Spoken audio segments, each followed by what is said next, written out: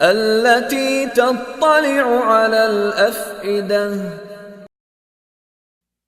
যা হৃদয় অভ্যন্তরে পৌঁছে যাবে, তথা জাহান্নামের আগুন এমন ভাবে প্রজ্বলিত হবে যে মুখ দিয়ে ঢুকে মানুষের অন্তরে, হার্টে পৌঁছে যাবে এবং হার্টকে, অন্তরকে, হৃদয়কে ক্ষত বিক্ষত করবে। আমরা জানি মানুষের সবচেয়ে স্পর্শকাতর অংশ হলো তার হৃদয়। এই হৃদয় হলো মূল জিনিস, যা দেখে সারা শরীরে রক্ত সঞ্চালন হয়।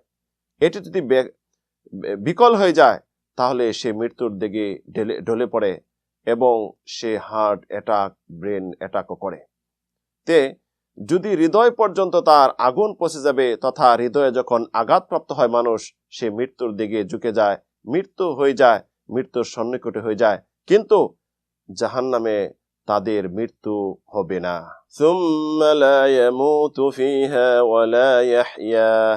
তাই আল্লাহ রাব্বুল আলামিন বলেছেন যে মৃত্যু সন্নিকটে আসবে, সে মরে যেতে চাবে, কিন্তু তার মৃত্যু হবে না, সে জীবিত হবে না, তথা জীবন কখনো মৃত্যু হবে না হাশরের মাঠে কিয়ামতের দিন। কারণ মৃত্যু যদি হয়ে যায় তাহলে জাহান্নামের স্বাদ, এই জাহান্নামের আগুন তো সে বুক করতে পারবে না।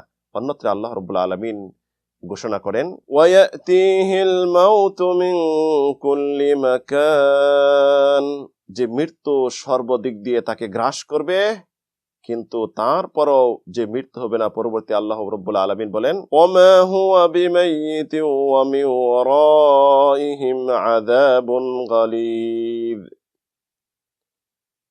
মৃত্যু সর্বসায়ের দিকে তাকে গ্রাস করবে, কিন্তু তার মৃত্যু হবে না এবং তাকে সর্বদা অপমান, লাঞ্ছনাজনক শাস্তি ভোগ করতেই হবে।